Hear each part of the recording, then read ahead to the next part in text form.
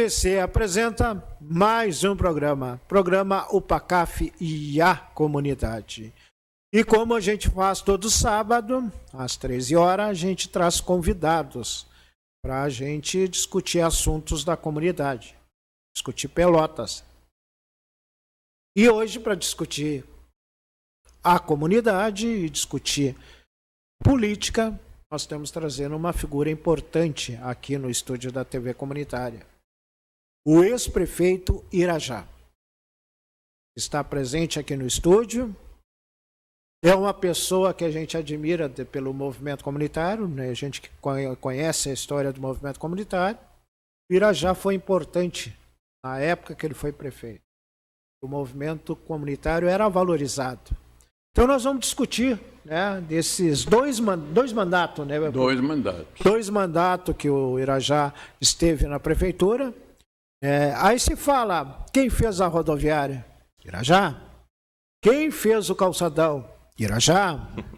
E a música saía sempre, né? E realmente foi. As avenidas, né? As avenidas que foram Juscelino Kubitschek, a Ferreira Viana, tudo foi construído nessa época. Nessa época que o Irajá foi prefeito.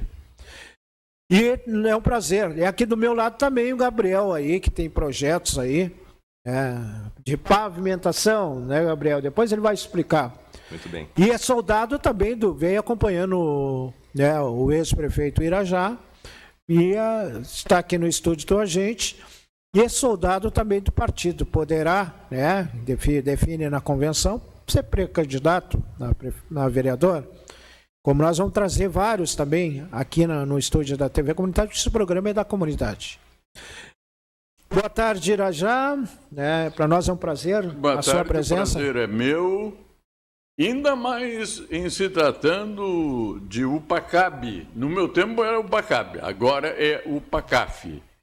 Então eu digo para vocês que a satisfação é a mesma, porque eu entendo que essa união, essa junção das associações de bairro e entidades afins é uma necessidade para a nossa cidade.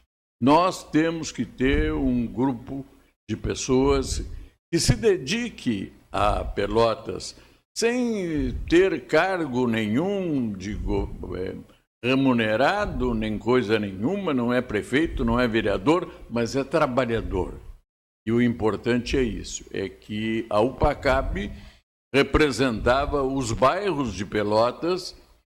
Eu ajudei, inclusive, a ela a se tornar realidade. Eu me lembro que eles tinham, deixa eu dizer isso aí, não, acho que não faz mal, eles tinham uma dificuldade porque queriam alugar uma sede e não tinha quem fosse o fiador do aluguel. Então, a pessoa física, Irajá Rodrigues, passou a ser o fiador do aluguel da UPACAB. E, para mim, foi uma honra enorme. Nunca atrasaram o pagamento do aluguel. Isso é muito importante dizer também. Mas isso fez com que eu participasse muito deste início e até incentivasse a criação da entidade que reunisse as associações de bairro, que tiveram uma vida muito importante, muito forte, porque eu entendo que é indispensável que se dê vida à comunidade através das suas representações. E é isso, por isso eu estou tão satisfeito de estar aqui conversando com vocês, iniciando este bate-papo agradável com essa turma que, sem dúvida nenhuma, representa Pelotas. Programa UPACAF, a comunidade. Agora vamos conversar com o Gabriel, né, para se apresentar aí e falar sobre o projeto aí que ele tem de pavimentação. É isso, falei certo, não? Falaste sim. Tá. Boa tarde, Valdir, doutor Irajá, amigos da TVC Pelotas. Eu sou o Gabriel Ruben, um entusiasta da política, apesar de nunca ter concorrido a cargo algum. mas compreendo a importância da política para sanar as necessidades das pessoas, oportunizar desenvolvimento, cultura, saúde, etc. Eu sou formado pela Universidade Federal de Pelotas em Letras, sou professor das disciplinas de Português e Literatura Brasileira. E desde a pandemia trabalho também como motorista de aplicativo.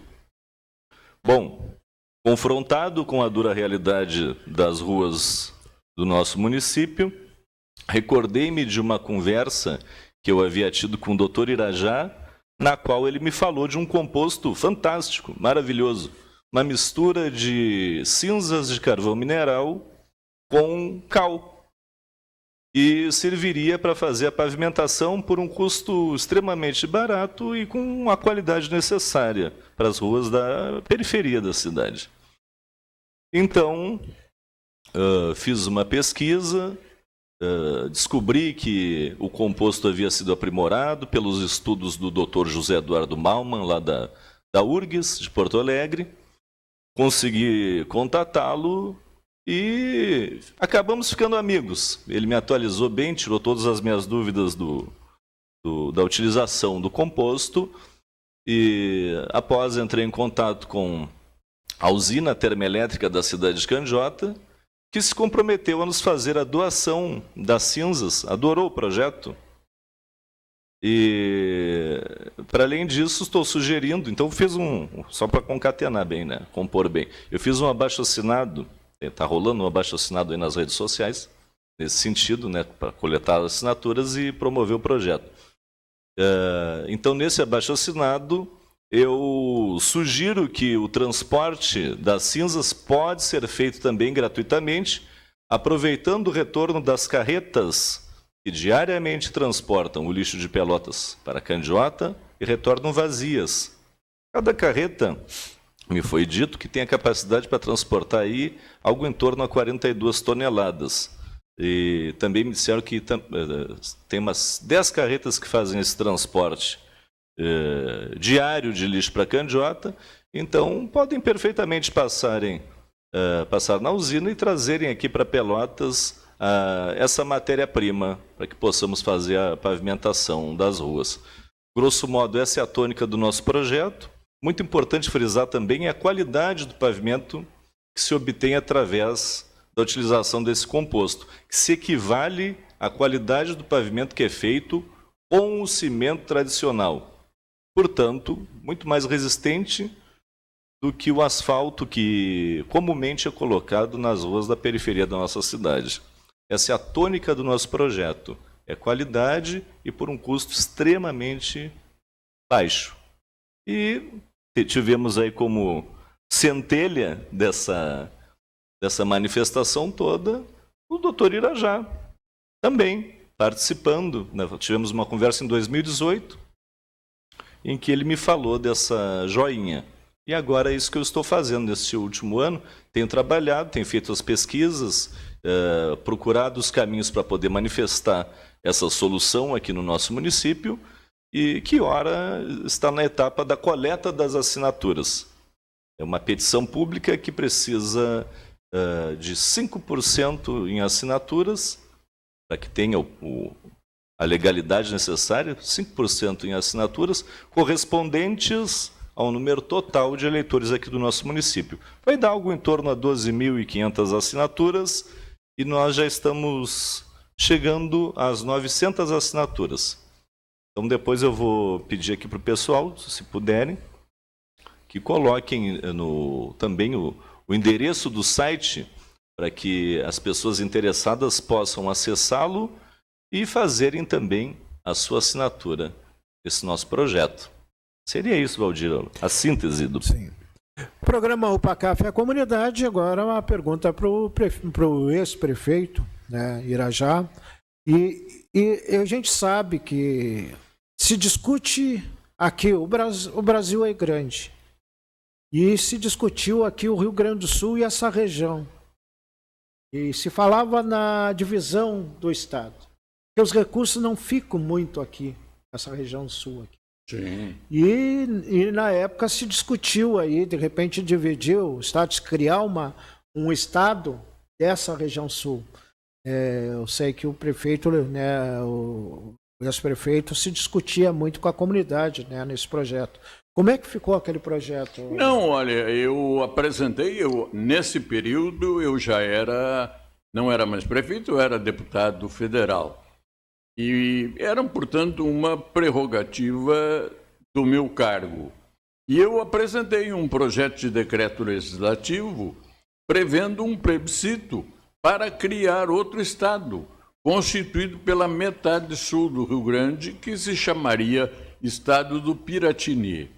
Fizemos uma campanha e eu entrei com o projeto, houve uma aceitação muito boa, mas no dia da votação na Comissão de Constituição e Justiça, da qual eu não fazia parte, eu era presidente da Comissão de Finanças da Câmara e depois fiquei vinculado à Comissão de Finanças e fiz todo o debate da reforma tributária. Mas nesse dia eu fui lá ver como é que ia a votação do meu projeto e fiquei enjoado porque uma votação muito parelha, mas o pessoal de Minas Gerais, a começar pelo Aécio, levantaram a hipótese de que era muito ruim dividir mais o Brasil.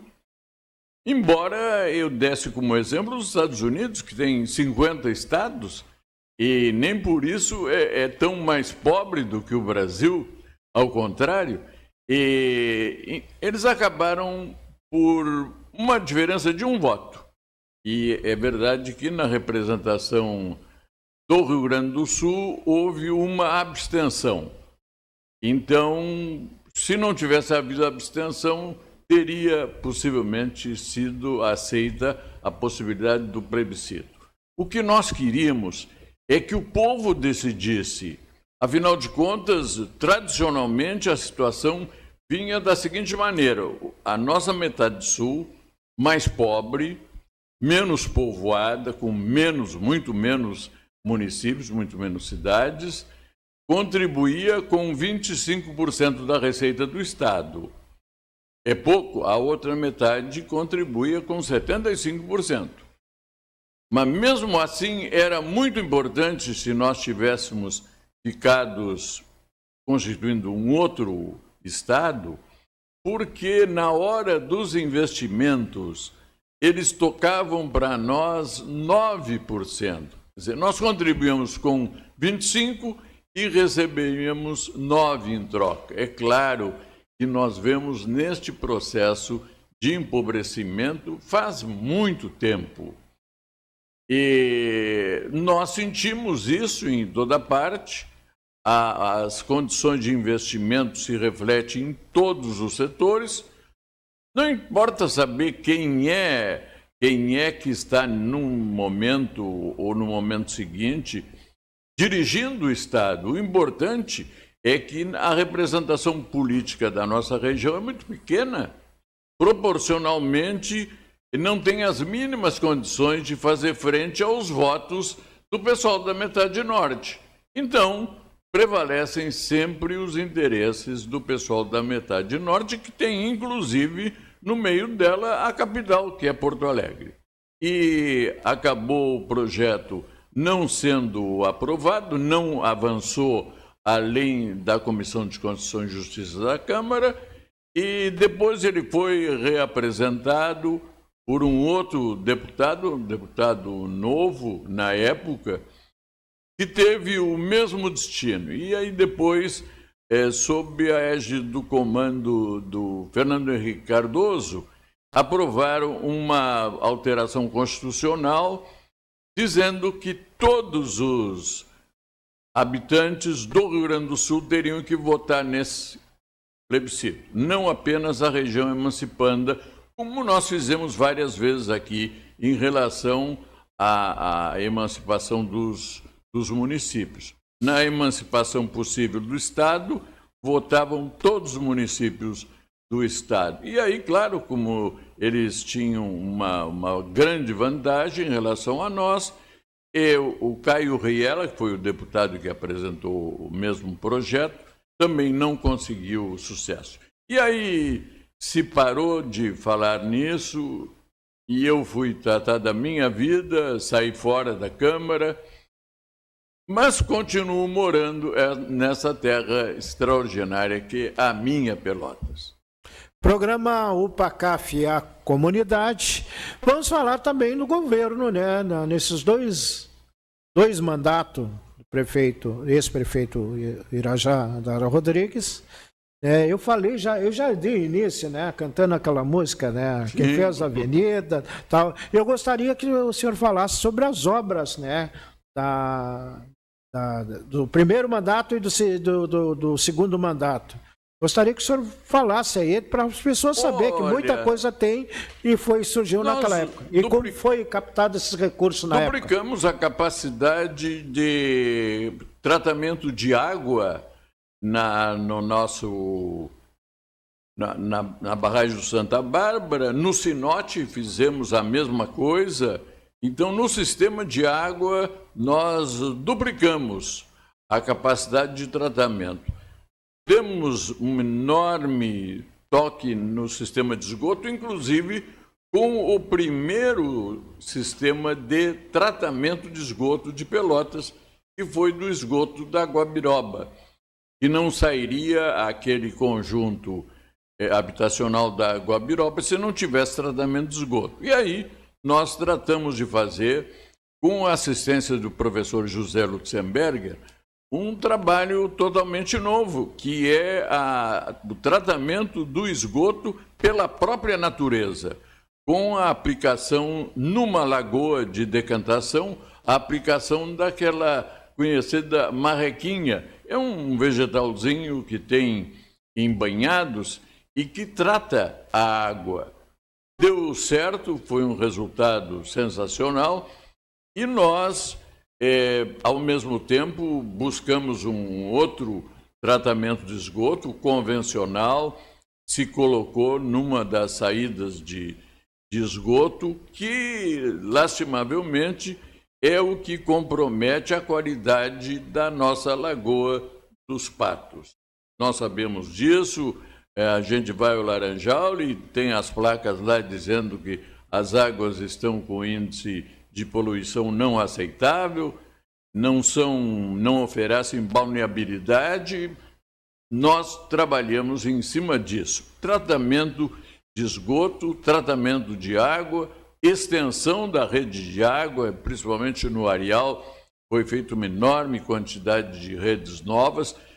Quando eu assumi a prefeitura pela primeira vez, tinha as bicas. As bicas eram locais onde tinha a torneira pública e era nos loteamentos, né, que botava ali para a comunidade ter. Toda a região. Nós usávamos bica. Isso. Toda a região ia atrás com um balde, com um barril, ia atrás de água na bica. Quando eu terminei o mandato, nós não tínhamos mais nenhuma bica em funcionamento. Todo mundo tinha água encanada em casa. Isso foi um avanço muito importante na área do saneamento, esse conjunto de obras.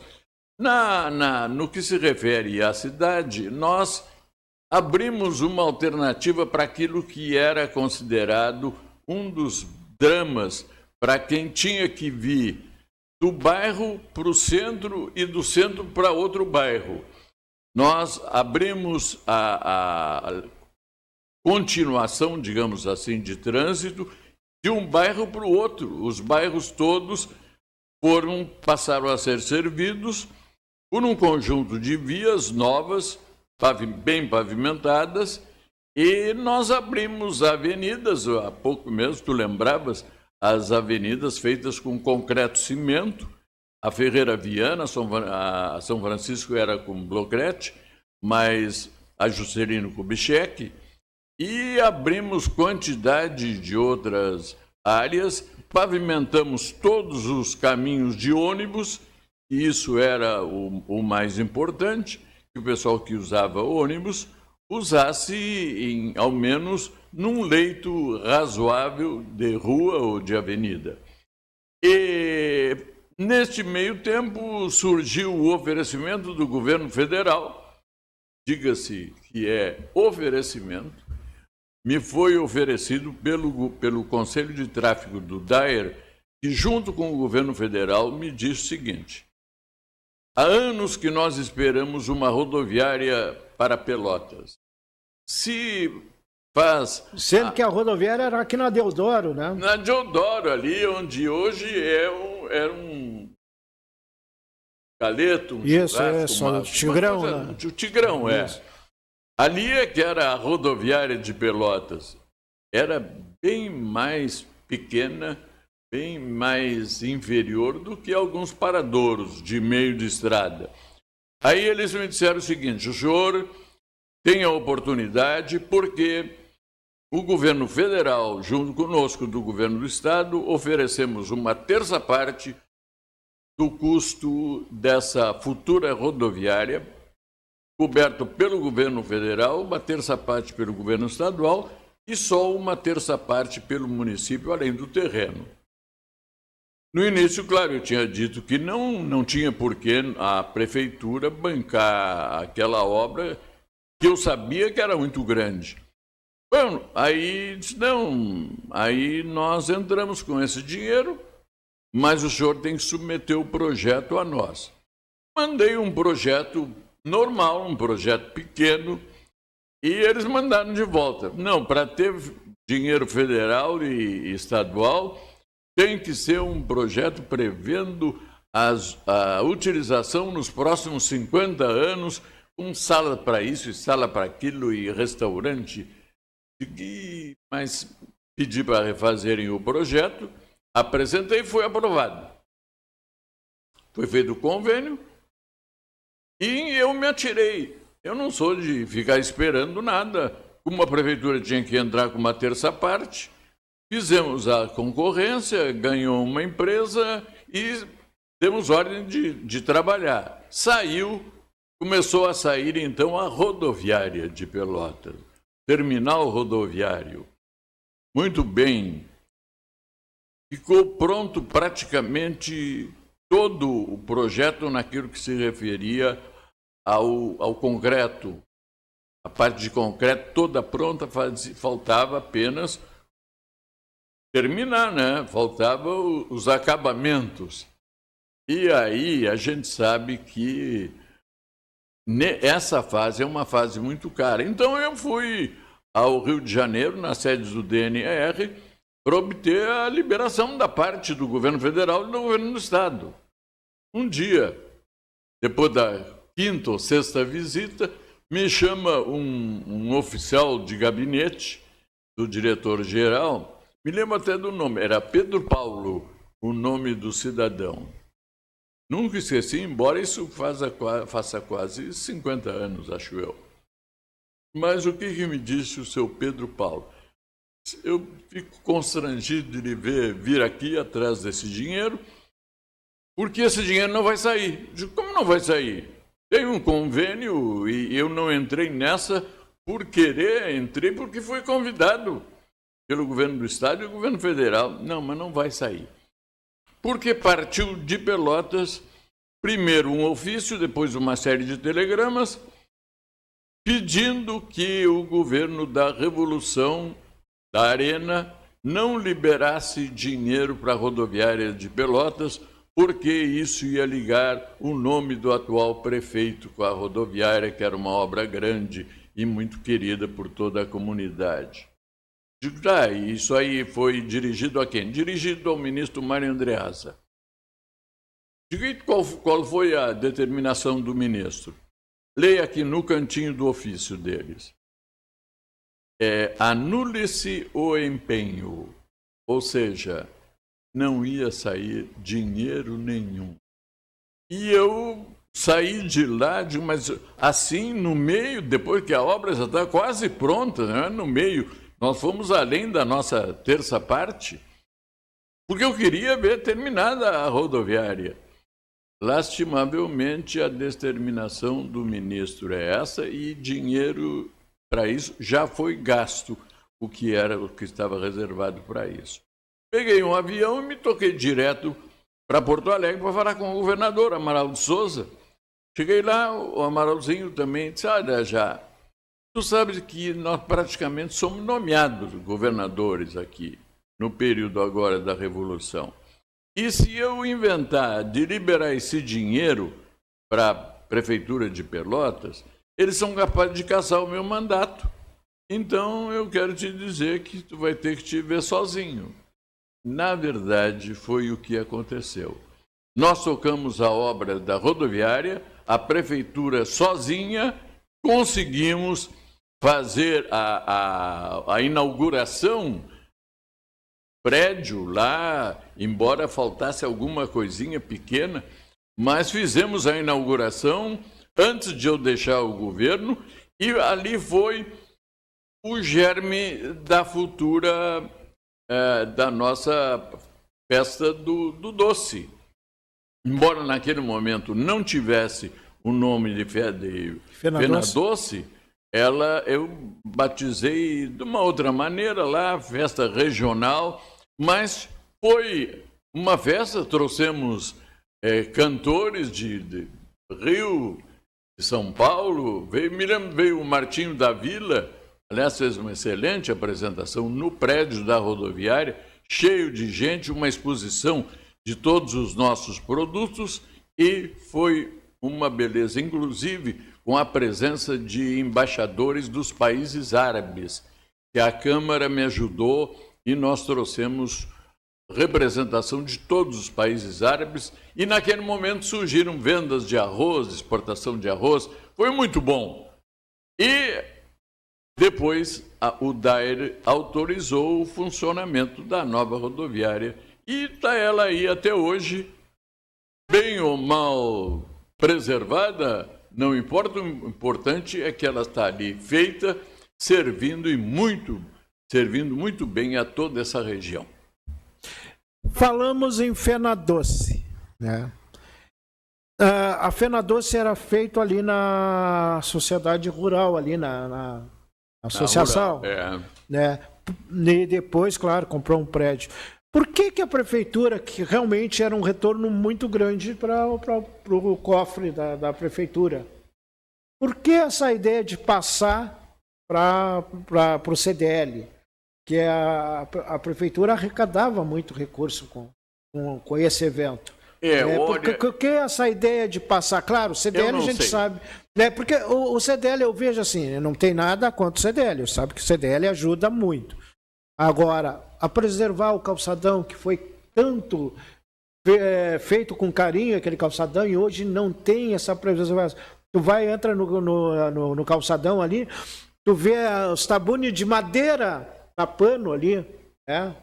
A parte de baixo. Então a gente vê realmente que não tem esse cuidado que deveria, que fatura muito. A Fena Doce fatura um monte de dinheiro aí, que vem gente de todo o Brasil, e fatura bastante dinheiro. Não, ali. Olha, eu entendo o seguinte. Por que foi repassado?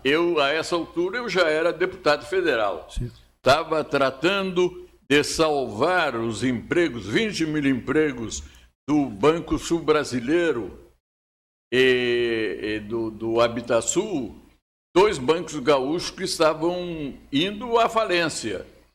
E aí me pediram aqui, o pessoal de Pelotas me pediu, eu apresentei um projeto, consegui aprovar um projeto criando o Banco Meridional, um banco federal para entrar no lugar desses 2 bancos gaúchos e preservando, assim, aqueles 20 mil empregos que era o pessoal que trabalhava nesses 2 bancos. Na época, os bancos não eram tão modernos como hoje, tinha muita gente trabalhando.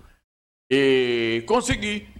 Nesse meio tempo, claro, a prefeitura foi lá fazendo as suas coisas. Eu não tomei conhecimento de por que passou a ser feita pela CDL, mas a verdade é que se preservou a festa. Sim. Houve uma festa de ano em ano, de 2 em 2 anos, não importa. Hoje, Pelotas tem uma grande festa anual, que é a Fena Doce.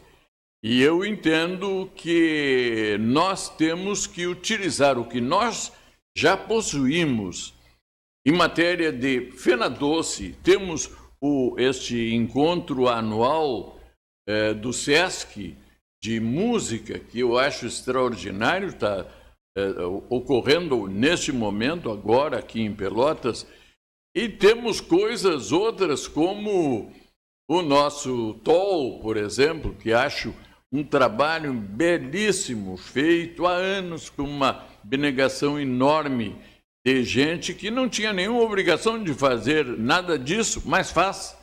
E o importante é que hoje o TOL tem um respeito junto à comunidade gaúcha extraordinário. Fez várias temporadas no Teatro São Pedro, em Porto Alegre, em outros teatros.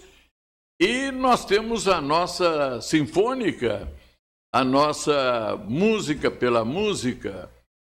Temos gente que faz todos os anos rodeios, mais de um inclusive, tudo feito em caráter privado. Eu acho que a prefeitura tem que juntar isso tudo com mais um grande parque temático e partir para a transformação da nossa atividade principal em cidade turística. Nós atrairemos gente, geraremos empregos, melhoraremos a média dos recursos que geralmente são pagos como salários, e isso vai representar, sem dúvida, uma lacuna que Pelotas tem.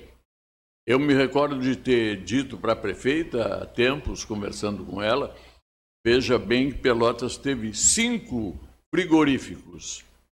Dos grandes frigoríficos, parece que não ficou nenhum. Tem um ou outro, mas médios. Nós tivemos 5 curtumes. Dos curtumes não sobrou nenhum, que eu saiba. E nós tínhamos 18 fábricas de conservas, sobraram também umas 2 ou 3, quer dizer, a nossa indústria, exceto a parte do arroz, a nossa indústria em geral desapareceu. Nós ficamos com o comércio. Mas numa comunidade sabidamente pobre, e ainda tinha visto nos jornais outro dia que Pelotas é uma das cidades onde se cobra o aluguel mais barato, inclusive no Laranjal. Isso mostra que nós precisamos de uma sacudida em termos econômicos. Não adianta o próximo prefeito, os próximos prefeitos, pretenderem revisões nas tabelas de impostos para melhorar as finanças da prefeitura. Não. Nós temos que criar massa econômica. Gerar riqueza. Gerar riqueza. Nós precisamos de dar uma vida nova a essa cidade através do turismo. Nós temos 2 lindos teatros. Um deles eu tive o prazer de desapropriar a área que estava já se transformando num cinema de 5ª categoria. Aí a prefeitura comprou, pagou o 7 de abril. Existe ainda o Guarani, num esforço enorme dos proprietários. Temos 2 belíssimos teatros. Temos os nossos casarões, que nos dão uma ideia da época de fastígio, de poderio situada em Pelotas. Nós temos as nossas charqueadas, tanta coisa e tanto me lembro o Simon, esses tempos, me dizia o seguinte: Irajá, o teu pessoal de Pelotas sabe receber. Então, junto a isso, com mais as nossas universidades, nós temos condições de criar uma belíssima estrutura turística. Hotéis nós já temos alguns, claro que aparecerão mais, é só ter hóspede e vai haver hotel, não se tenha dúvida disso. Acho que é uma das alternativas melhores para Pelotas do futuro, é o turismo. Mas a prefeitura vai ter que encabeçar esse trabalho para transformar Pelotas num polo de atração turística. E eu espero que isso aconteça agora nos próximos anos. Tem que ser em seguida, porque Pelotas vai enfraquecendo e nós não podemos deixar cair essa cidade. Vamos falar, né, MDB, né? Era PMDB, né? Sim. Passou MDB agora. MDB. Voltou. MDB era antes, né? Era antes, passou. Sim.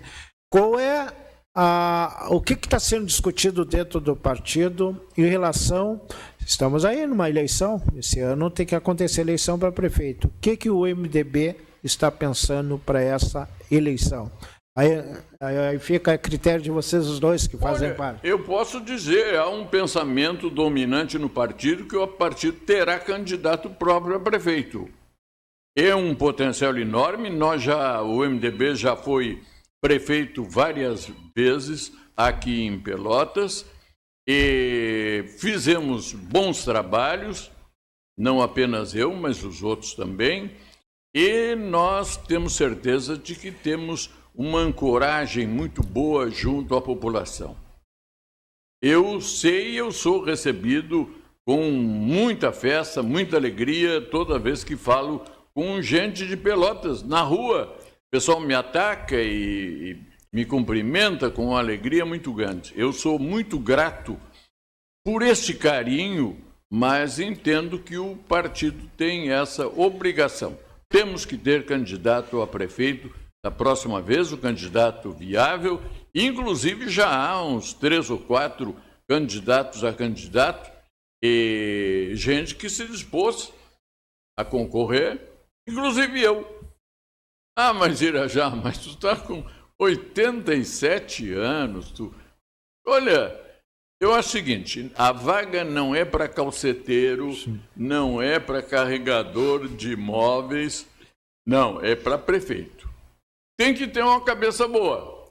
Eu continuo com a minha, apesar do uso muito intensivo durante todos esses anos, eu continuo com a cabeça muito boa. Então, sugeriram que o meu nome fosse lembrado para ser candidato a prefeito. Muito bem, disponham. Está na mão do partido, então, decidir quem é que vai ser candidato a prefeito. Eu me proponho, e isso já disse, inclusive, para o nosso amigo candidato a vereador, que está sendo apresentado neste momento, eu quero fazer reuniões em todos os bairros de Pelotas para discutir programas de governo. Discutir, tá, o PMDB quer assumir a prefeitura, mas o que vai fazer? Uma das coisas é esse trabalho magnífico que foi feito já em Porto Alegre, a empresa de pesquisas do governo do estado trabalhou nessa mistura de calcário com cinza de carvão mineral e chegou a conclusões ótimas. Tem, inclusive, estrada pavimentada, estrada em cristal? De rodagem, não fora de cristal. É uma estrada aí perto do polo petroquímico ali. Eu, inclusive, fiz, antes de sair da prefeitura, no último mandato, eu quis fazer uma experiência e fiz ali, naquela dobrada da Avenida Rio Grande do Sul, que dobra ali no clube, no Laranjal Praia Clube, ali uns 10 metros nós lançamos essa mistura. E deu certo. Tanto é verdade que anos depois o pessoal quis fazer passar por ali rede de esgoto e não tinha como abrir o espaço para a rede de esgoto passar. Tiveram que trazer marteletes, quebrar, foi uma verdadeira pedra que ficou ali, quebrar tudo, deu uma pedra, uma pedra resistente, e aí então abriram aí, passou o esgoto. Mas é um sistema, esse sistema que ele referiu, é um sistema já experimentado durante, uns 30, 40 anos já experimentado aqui em Pelotas. Agora, fazer isso aí, se for o caso, se tocar para mim, a minha ideia é fazer em regime de mutirão. Quer a sua quadra calçada? Vem dar uma mãozinha aqui. Nós fizemos isso na colônia. Foi um espetáculo. Eu me lembro, Pelotas não tinha praticamente rede de eletrificação no interior. Era o mínimo que tinha. E aí nós fizemos um acordo com a CE, pegamos o pessoal da prefeitura, indiquei um cidadão que era pai do ex-vice-prefeito, do Arion Lozada, meu vice-prefeito na época, e o seu Joaquim começou a fazer reuniões em todos os distritos e dali saíram 200 quilômetros de rede de eletricidade, espalhando a eletricidade por todo esse interior. Inclusive, principalmente, os distritos que depois se emanciparam, se transformaram em municípios. A mesma coisa nós fizemos com pontes. Pontes, pontilhões, era uma necessidade enorme porque Pelotas tinha muitos riozinhos e arroios que atravessavam estradas e trabalhando com uma matéria-prima muito suscetível de estragar rapidamente, se deteriorar rápido, nós tivemos, então, a necessidade de construir um grande número de pontes e pontilhões. Quem fez isso? Em regime de mutirão, os próprios moradores da nossa colônia. Em toda parte surgiram pontes, pontilhões. Nós fizemos 200 também. O número é o mesmo, mas a significação tem igual valia. 200 pontes nós fizemos e o agricultor dava madeira, ele ajudava mão de obra, ele ajudava, às vezes dava cimento e se sentia numa satisfação enorme. Eu me lembro, eu ia sempre às inaugurações e dava o direito de desfazer a fita de inauguração a um representante da comunidade, geralmente era um cidadão já de alguma idade, que de ordinário ele acabava chorando pelo simbolismo que tinha o ato. E assim nós fizemos 200 pontes. Essa mesma disposição de fazer as coisas acontecerem através do mutirão, da participação das pessoas, agora da cidade, das nossas vilas, dos nossos bairros, isso vai tornar possível nós usarmos esse sistema de mistura, que não é apenas mistura, é a combinação entre o calcário e a cinza do carvão mineral que nós temos em abundância, conforme já foi dito aqui. Quer dizer, isso dá para fazer? Dá. É questão de nós nos dispormos. E para isso, claro que o MDB vai ter que buscar apoio na comunidade.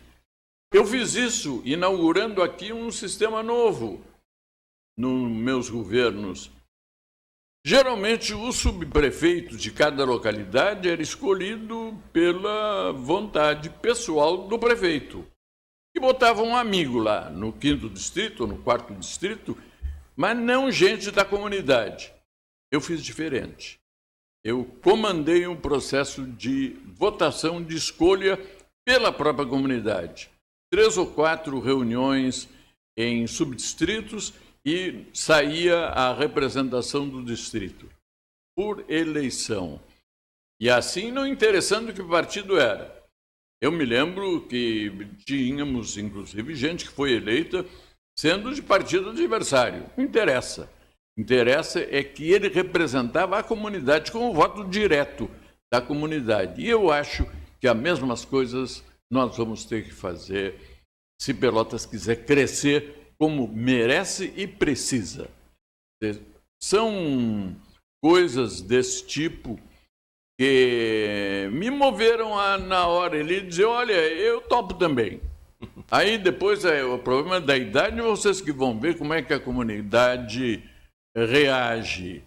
Eu me lembro de Gaulle.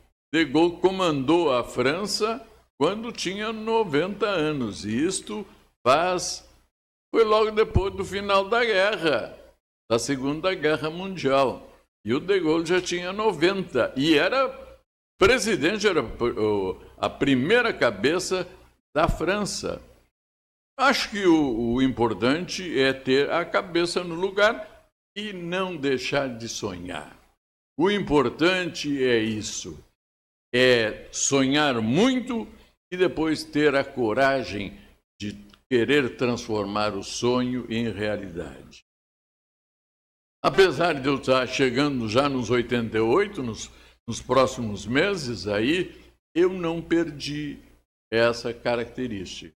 Eu estou com a mesma disposição à luta. Às vezes o físico reage um pouco, tem alguma coisinha e tal, mas a cabeça é que comanda.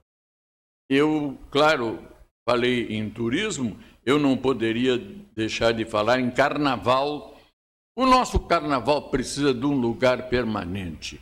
Nós precisamos ter um sambódromo para os grandes desfiles, um sambódromo com locais de acomodação em concreto para as pessoas, para não ficar naquele monta e desmonta, que sai um dinheirão todos os anos, uma fortuna para a prefeitura, e depois tem que ser desmontado tudo. Então, fazer num lugar... Eu tenho, inclusive, a ideia de que, se o MDB chegar lá, poderia fazer naquele canteirão que tem na frente da União Gaúcha, ali do supermercado, e que se vai até lá o cemitério. Ali, naquela localização, eu acho que nós teríamos um excelente lugar para os folguedos de Momo. Mas não apenas isso. Entendo que ali nós teríamos, nessas arquibancadas, como foi feito ainda pelo Brizola, no Rio de Janeiro. Projeto do Darcy Ribeiro? Projeto do Darcy Ribeiro. Feito aquele até hoje, é o centro do carnaval do mundo, eu diria, ali. É o grande sambódromo do Rio de Janeiro. Fazer a mesma coisa, utilizar esse espaço ali depois para fazer o turno inverso das escolas municipais. Chega dessa história de só filho de rico ter direito a fazer atividades extracurriculares no outro horário, no horário ao contrário, e, claro, essas crianças desenvolverem com muito maior facilidade. Todas as escolas, entendo eu, devem ter o turno inverso. A criança deve ficar na escola a maior quantidade de horas possível, inclusive porque ele não fica na rua no turno inverso da escola para ser convidado a atividades não lícitas por parte de bandidos que estão por toda parte, nós sabemos disso, levados ao crime desde pequenininhos, o que é uma judiaria. Bom, essa seria uma outra atividade, e aí nós teríamos o nosso velho carnaval de volta. Um carnaval de 7 dias, como sonhava a gente toda quando eu fui prefeito. Quem sabe volta-se no tempo e se constrói de novo um grande carnaval para Pelotas. Só isso? Não. Nós temos que completar o nosso tratamento de esgoto. Faltam 5 pontos de esgoto para tratamento. E o programa, o sistema do Dr. Lutzenberger pode ser usado e é barato. No momento que nós tratarmos esses 5 pontos de lançamento do esgoto na lagoa, direto ou indiretamente na lagoa, aí nós vamos ter o Laranjal sem aquela preocupação de a água estar poluída naquele ponto. Com direito à construção até de parque aquático, hein? Tudo o que quiser. Aí dá para crescer o turismo, porque nós temos essa possibilidade também Doutor Irajá, Diga. Desculpa te interromper, mas já que a gente chegou nessa região novamente da Praia do Laranjal, eu acho que seria muito importante falar da produção de energia eólica e da fábrica de hidrogênio verde. Ah, sim. Eu nem sei, não. Não sei se vai dar tempo, né? Porque o Birinha já me fez o sinal ali, faltava 5 minutos. Agora, quantos minutos, Birinha, falta? 4 minutos. 4 minutos, né? Então não vai dar para a gente mas falar. Mas eu posso dizer né? o seguinte, só um prelúdio. Acho importantíssimo dizer. Eu medi os ventos ali no Pontal da Barra, que aquilo ali é meu. E vimos que os ventos são suficientes para a produção de energia elétrica em grande escala através das torres de energia eólica. E acaba de ser desenvolvido um novo trabalho de transformar água com energia elétrica em combustível. E eu entendo que Pelotas poderá ser no futuro uma cidade riquíssima através do sistema de transformação da nossa lagoa. Não toda ela, mas uma partezinha já serve para abastecer a Alemanha, uma grande parte de toda a Europa, e nós nos tornarmos produtores e exportadores de combustível sem conteúdo de carbono por causa dos desastres a que a Terra está sendo submetida. Então, são essas coisas todas que me movem. E tu me perguntaste se eu aceitaria a ideia de ser candidato? Sim. Se o partido entender que vale a pena lançar a mão do velho companheiro que não morreu, bem vivo ainda, e nós enfrentarmos uma grande batalha e, quem sabe, chegarmos de novo lá na prefeitura. Será um grande prazer se isso acontecer. E a gente, né, está encerrando, né? O Birinha já fez o sinal aí para te despedir aí. O Gabriel falou pouco hoje, Gabriel, mas vamos ter outra oportunidade que tu vai vir aí no estúdio. Muito obrigado, Valdir. Muito obrigado, doutor Irajá. Deixo aqui, então, meus sinceros respeitos aos senhores, aos nossos amigos que estão nos assistindo e, com certeza, teremos outras oportunidades para virmos aqui falar sobre questões pertinentes à nossa sociedade de Pelotas. Muito obrigado. Programa UPA-CAF e a comunidade, lembrando que nós vamos trazer outros pré-candidatos aí a prefeito aí, né? Não vamos poder trazer, porque se a gente abrir mão aí para trazer vários pré-candidatos a vereador, não vai sobrar espaço. Então, mas para pré-candidato nós vamos trazer aí, já tem alguns fazendo contato aí, e a gente vai trazer aí, até para trocar ideia. Já tivemos uma experiência muito grande aí, com o ex-prefeito Irajá. Infelizmente o tempo corre, não deu para a gente falar tudo. Falo demais. Não, mas tranquilo, a gente buscou aquela experiência. Quem não conhecia o que funcionava a prefeitura lá em 1980, 90, já teve uma experiência, o que funcionava e o que foi construído nessa cidade tão grande que é Pelotas.